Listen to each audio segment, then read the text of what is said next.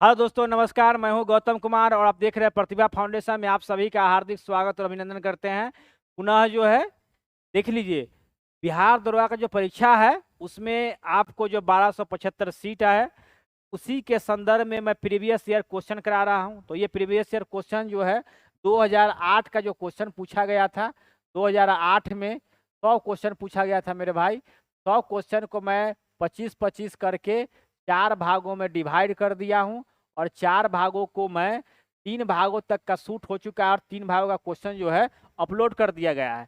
चौथा भाग आज शूट हो रहा है, ये भी आपको जल्द ही अपलोड कर दी जाएगी। और देखिए मेरे भाई, 100 क्वेश्चन को हम एक बार ना कराकर 25-25 क्वेश्चन क्यों करा रहे हैं, तो इसका कारण सिर्फ यही है कि ज़्यादा आप समय न लगे, तुरंत जो है आप इस वीडियो को देख लीजिए और देख के आप ये समझ जाए कि परीक्षा में कैसा क्वेश्चन पूछ रहा है, ताकि आप जो है दुश्मन को आप समझे रहिएगा ना, तो उसी के हिसाब से आप अस्त्र अपना तैयार कीजिएगा, जैसा कि मेरा मानना होता है। ठीक है, और ऐसा नियम भी है कि सबसे पहले दुश्मन के कमजोरी और मजबूती को अच्छी तरह समझ लेना चाहिए, और तब जाके उसके हिसाब से अपनी तैयारी करना चाहिए। विजेता वही कहलाता है, समझे, जिसकी तैयारी जो है दुश्मन के कमजोरी और मजबूती के देखते हुए होता है। तो चलिए हम लोग उसी तरह से तैयारी करने के चक्कर में हम लोग देखते हैं कि प्रीवियस ईयर का क्वेश्चन, उसकी मजबूती पक्ष क्या है, कमजोरी पक्ष क्या है, सारे चीज को हम लोग आकलन करेंगे। सिर्फ प्रीवियस ईयर का क्वेश्चन कराने का सिर्फ यही मेरा मकसद है, ताकि आप भी समझ सके। और जो आगे जो हम 100 क्वेश्चन का एक सेट लाएंगे, पर डे 100 क्वेश्चन का सेट कराएंगे, जो कि काफी लाभदायक आप एग्जाम पैटर्न के अनुसार होगा, जो कि समझिए कि आपको हूबहू क्वेश्चन उसी से आएंगे। ठीक है, तो चलिए हम लोग शुरू करते हैं। देखिए, ये जो है ना, रेशम किससे उत्पादन होता है, ये आपको सवाल पूछा गया था। रेशम, तो देखिए रेशम जो बिहार के संदर्भ में देखिएगा, तो इसका उत्पादन जो है भागलपुर में किया जाता है, ये बात को हमेशा याद रखिएगा। अब इससे उत्पन्न कैसे होता है, तो ध्यान दीजिएगा, रेशम जो है ना मेरे भाई, रेशम कीड़े के प्यूपा से होता है। प्यूपा याद रखिए, किससे होता है, तो रेशम के कीड़े के प्यूपा से होता है।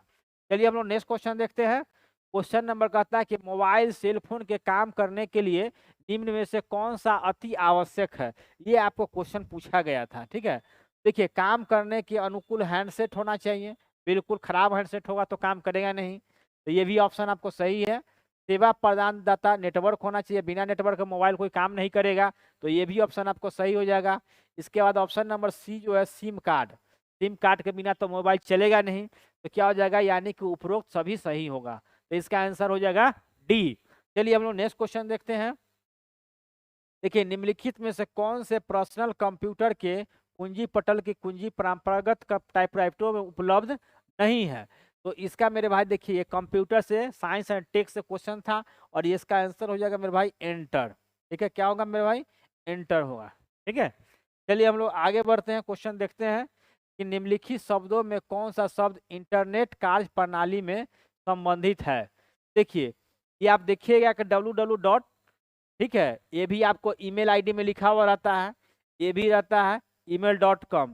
जैसे कि मान लेते हैं किसी का नाम लिखिएगा, जैसे मान लेते हैं गोपाल, लिखे गोपाल KR2924, ठीक है, @gmail .gmail.com। ठीक है, तो देखिए email.com तो लिखा हुआ भी रहता है, इसके बाद जो ईमेल होता है में HTTP भी लिखा हुआ रहता है, और www जो भी है, ये भी जो है आपको रहता है। तो समझे, तो क्या हो जाएगा, कौन सा सब इंटरनेट कार्य प्रणाली में संबंधित है, तो ऑप्शन नंबर क्या हो जाएगा, डी, यानी उपरोक्त जो है सभी जो है इंटरनेट कार्य प्रणाली से संबंधित है। चलिए हम लोग नेक्स्ट क्वेश्चन देखते हैं कि किस वर्ग के व्यक्ति सर्वदाता यूनिवर्सल डोनर कहलाते हैं। ठीक है मेरे भाई, नंबर जो है सी जो है ना, वो जो है डोनर कहलाता है। ठीक है, सभी को ब्लड जो दे सकता है वह वो ग्रुप है जो सभी को ब्लड दे सकता है। चलिए, और ए भी क्या है, सभी से ले सकता है, ये डोनर है, इसको क्या बोलेंगे, यूनिवर्सल डोनर। ठीक है, इसको क्या बोलेंगे, ये रिसीवर है, ये रिसीवर है, सबसे रिसीव कर लेगा। ठीक है, चलिए हम लोग, मतलब कहने का मतलब ये है कि ए बी जो ब्लड ग्रुप वाले हैं वो किसी भी ग्रुप वाले को ब्लड ले सकते हैं, और ई क्या है कि ओ जो है किसी भी ब्लड ग्रुप वाले को दे सकते हैं। चलिए हम लोग, तने की कटाई का प्रयोग निम्नलिखित में से किसे पुनः उगाने के लिए किया जाता है। देखिए तने की जो कटाई है, केला तो होगा नहीं, पटसन, देखिए कपास भी नहीं होगा, कपास की खेती की जाती है, केला की भी की जाती है, पटसन यानी जूट वगैरह से संबंधित है तो इसका बीज तैयार किया जाता है। तो गन्ना ही है जो इसको हम लोग क्या करते हैं, गन्ना है, इसको यहाँ से काट कर यहाँ रोप देंगे ना तो ये लग जाएगा। तो ऑप्शन नंबर क्या हो जाएगा, डी हो जाएगा। ठीक है, चलिए हम लोग नेक्स्ट क्वेश्चन बढ़ते हैं। नेक्स्ट क्वेश्चन में करता है एड्स का पूर्ण रूप क्या है। ठीक है, देखिए एड्स जो है वायरस से होने वाला बीमारी है। क्या है मेरे भाई, वायरस होने वाली बीमारी है और HIV वायरस से होता है। ठीक है, इसका पूरा नाम क्या है, तो एक्वायर्ड इम्यूनो डिफिशियंसी सिंड्रोम इसका पूरा फुल फॉर्म हो जाएगा। ठीक है, चलिए हम लोग नेक्स्ट क्वेश्चन देखते हैं। नेक्स्ट क्वेश्चन कि दूध के फटने पर कौन सा एसिड जो है उत्पन्न होता है। ठीक है, देखिए दूध के फटने पर कौन सा एसिड उत्पन्न होगा, तो मेरे भाई याद रखिएगा कि दूध में और दही में लैक्टिक एसिड जो होता है तो वही चीज बाहर निकलता है। ठीक है, तो ये इसका ऑप्शन हो जाएगा लैक्टिक एसिड। देखिए टार्ट्रिक जो एसिड है ये जो आपको अंगूर वगैरह में पाया जाता है, किसमें पाया जाता है मेरे भाई, अंगूर वगैरह में पाया जाता है। चलिए अब आगे हम लोग देखते हैं संतरे किसके प्रबल स्रोत हैं। देखिए संतरे में कौन सा सबसे ज्यादा कार्बोहाइड्रेट पाया जाता है, कि वसा पाया जाता है, कि प्रोटीन पाया जाता है, कि विटामिन पाया जाता है। संतरे जो है मेरे भाई विटामिन का प्रबल स्रोत है। चलिए हम लोग आगे देखते हैं। देखिए इनमें से कौन सा रोग मच्छरों में होने वाला रोग नहीं है, यानी मच्छर के काटने से होने वाला रोग नहीं है। डेंगू मच्छर काटने से होता है, मलेरिया जो है मच्छर काटने से होता है, ये भी होता है, और घेघा रोग जो है आयोडीन की कमी से होता है। तो इसलिए जो है ऑप्शन नंबर ये डी सही हो जाएगा। ठीक है, चलिए हम लोग नेक्स्ट क्वेश्चन देखते हैं कि पालक के पत्ते में किसके प्रबल स्रोत है। पालक का जो पत्ता होता है किसका प्रबल स्रोत होता है, तो मेरे भाई ध्यान दीजिएगा कि ये आयरन का जो है प्रबल स्रोत है। ठीक है, सबसे प्रमुख रूप से आयरन पाया जाता है, विटामिन ए भी पाया जाता है, लेकिन आयरन जो है सबसे प्रचुर मात्रा में पाया जाता है। इसलिए मेरे भाई कहते हैं, खास करके महिलाओं माताओं बहनों से निवेदन करते हैं कि जब पालक का समय आए, खेती हो उस समय आप पालक का सेवन खूब करें, ताकि आपके शरीर में जो है ना आयरन की जो मात्रा है उसकी कमी ना हो पाए। ठीक है, चलिए हम लोग आगे बढ़ते हैं कि दंत क्षय जो है का क्या कारण है। देखिए दंत क्षय का कारण है मतलब कि दांत कैसे टूटता है। तो दांत कैसे टूटेगा, दांत टूटेगा बैक्टीरिया जनित संक्रमण अगर हो जाता है तो आपका दांत जो है टूट जाएगा। ठीक है, विषाणु संक्रमण से प्रभावित नहीं होता है, प्रदूषित जल से नहीं, वंशानुगत कारणों में नहीं। सबसे अब कारण क्या है, प्रबल कारण क्या कि बैक्टीरिया जनित संक्रमण से आपको दांत जो है टूट जाएंगे। ठीक है, चलिए नेक्स्ट क्वेश्चन देखते हैं। एंटीटॉक्सिन ये है, एंटीटॉक्सिन का इंजेक्शन किसकी रोकथाम के लिए दिया जाता है। ठीक है, देखिए ये बायोलॉजी से संबंधित क्वेश्चन है, विविध में भी दिया हुआ रहता है। ठीक है, ये टिटनेस से बचने के लिए आपको एंटीटॉक्सिन का इंजेक्शन दिया जाता है। देखते हैं 14 नंबर कि अल्बर्ट आइंस्टीन थे, अल्बर्ट आइंस्टीन के विषय में ये पूछा गया क्वेश्चन। तो अल्बर्ट आइंस्टीन जो है मेरे भाई भौतिक शास्त्री थे, क्या थे, फिजिक्स के ज्ञाता थे अल्बर्ट आइंस्टीन। चलिए हम लोग आगे बढ़ते हैं।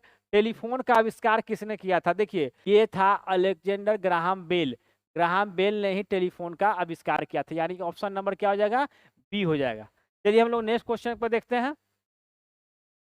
देखिए थॉमस अल्वा एडिसन जो है ना बल्ब का आविष्कार किया था, क्या क्या था, बल्ब का आविष्कार किया था। जी मार्कोनी जो है ना रेडियो का आविष्कार किया था, इसका किया था रेडियो का।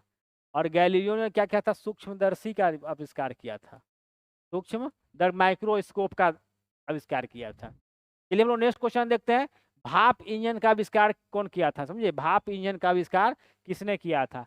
मेरे भाई ये जो है ना जेम्स वाट द्वारा किया गया था, जेम्स वाट द्वारा। ठीक है, जेम्स वाट, इसका पूरा नाम क्या था, जेम्स वाट इसका पूरा नाम था।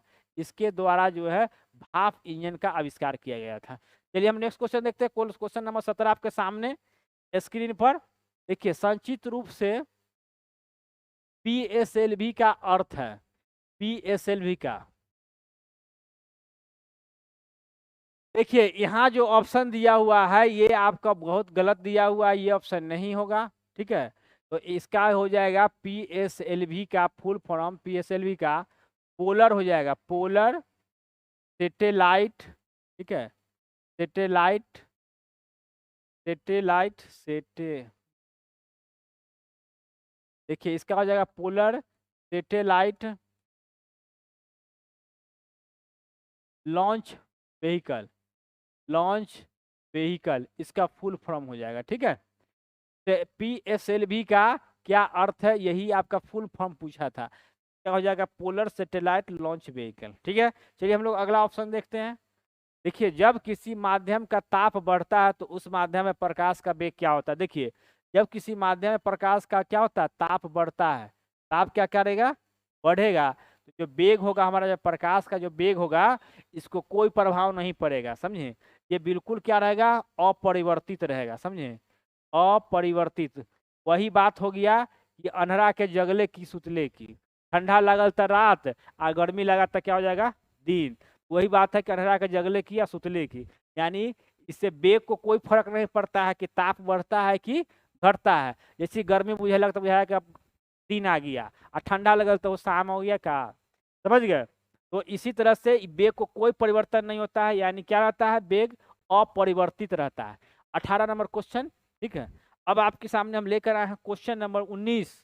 ये देखिए मुख्यतः जो है निम्न गैस ग्लोबल वार्मिंग के लिए जिम्मेदार है। देखिए मेरे भाई बहुत ये जो है चैप्टर है ग्लोबल वार्मिंग, इससे हर एग्जाम में एक नया क्वेश्चन मिलेगा, और मिलने की वजह है कि आपको उसको आंसर अच्छे से याद करना चाहिए, और उसको तभी ताकि एक भी क्वेश्चन आपसे छूटे ना। तो क्या हो जाएगा मेरे भाई, कार्बन डाइऑक्साइड जो है ये आपको ग्लोबल वार्मिंग के लिए सबसे जिम्मेदार गैस है, जो इसमें दिया हुआ है ऑप्शन। तो चलिए हम लोग आगे देखते हैं कि निम्न में से किसमें अपरंपरागत ऊर्जा स्रोत का उपयोग है। देखिए ये वायुमंडल जो है प्रदूषण चैप्टर से ये क्वेश्चन है। वायुमंडल में प्रदूषण चैप्टर पढ़ना है, पर्यावरण के जो भाग है। देखिए टॉर्च, टॉर्च जो है ना, अब इनमें से किसमें अपरंपरागत ऊर्जा स्रोत का उपयोग होता है। तो ये टॉर्च होता है, क्योंकि लालटेन में क्या होता है, मिट्टी तेल डाला जाता है, मिट्टी तेल, इसमें मिट्टी तेल।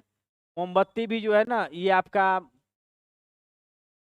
परंपरागत ऊर्जा कैंपस चलता है, तो इसलिए क्या हो जाएगा, ऑप्शन नंबर डी हो जाएगा। चलिए हम लोग क्वेश्चन नंबर 21 देखते हैं। 21 देखिए, निम्न यंत्र से विद्युत धारा का मापन करते हैं। मेरे भाई विद्युत धारा की जो मापन होता है ना, वो होता है आमीटर से। किससे होता है मेरे भाई, विद्युत धारा का जो मापन होता है वो आमीटर से होता है। ये फिजिक्स से क्वेश्चन है, फिजिक्स का क्वेश्चन है। चलिए नेक्स्ट क्वेश्चन हम लोग देखते हैं, क्वेश्चन नंबर 22।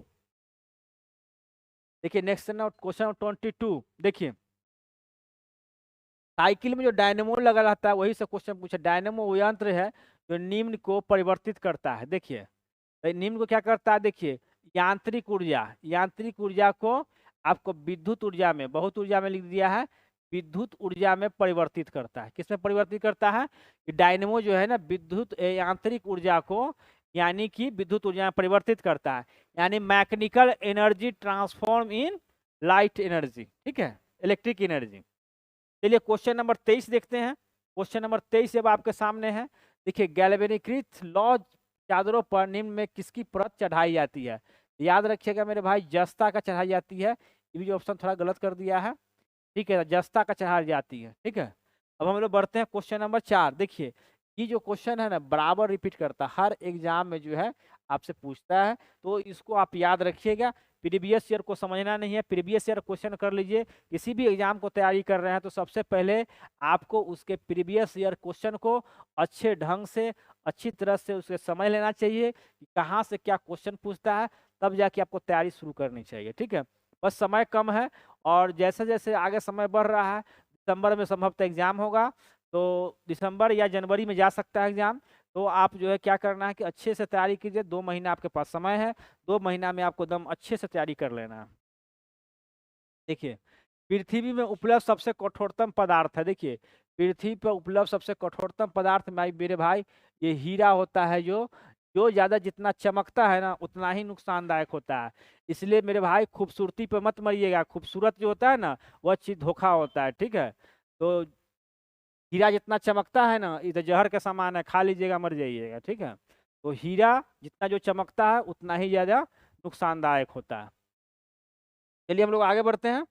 देखिए वॉशिंग सोडा, ठीक है, देखिए वॉशिंग सोडा जो है ये एकदम इम्पोर्टेंट क्वेश्चन हर हमेशा मिल जाएगा आपको एग्जाम में, किसी भी एग्जाम में जाइएगा तो ये क्वेश्चन पूछता ही है। तो क्या कहता है कि वॉशिंग सोडा किसका सामान्य नाम है? देखिए ये जो है सोडियम कार्बोनेट का नाम है। आपको ऑप्शन नंबर जो है ए और यहाँ बी है और यहाँ सी है। ये हमारे टाइपराइटर महोदय से जो है ना गलती हो गया है, ठीक है। तो सोडियम कार्बोनेट होता है एकदम 100% वीवीआई क्वेश्चन है, किसी भी एग्जाम में जो है आपको आ जाता है, ठीक है। तो चलिए आज जो है 2008 में जो क्वेश्चन पूछे गए थे 100 क्वेश्चन के जो प्रीवियस ईयर का 4 सेटों में मैंने बांट कर पढ़ाया हूँ 25-25 क्वेश्चन से आपको रूबरू कराया। आपको कैसा लगता है प्लीज कमेंट करके बताइएगा और चैनल को आप प्रेम और सपोर्ट कीजिए ताकि और भी चैनल को बड़ा किया जा सके, ठीक है। तो मिलते हैं नेक्स्ट वीडियो में, फिर से कोई प्रीवियस ईयर के क्वेश्चन लेकर 2018 वाले प्रीवियस ईयर क्वेश्चन लेकर सामने आएंगे। तब तक के लिए जहां भी रहिए खुश रहिए, मस्त रहिए, स्वस्थ रहिए और चैनल को सपोर्ट करते रहिए। जय हिंद।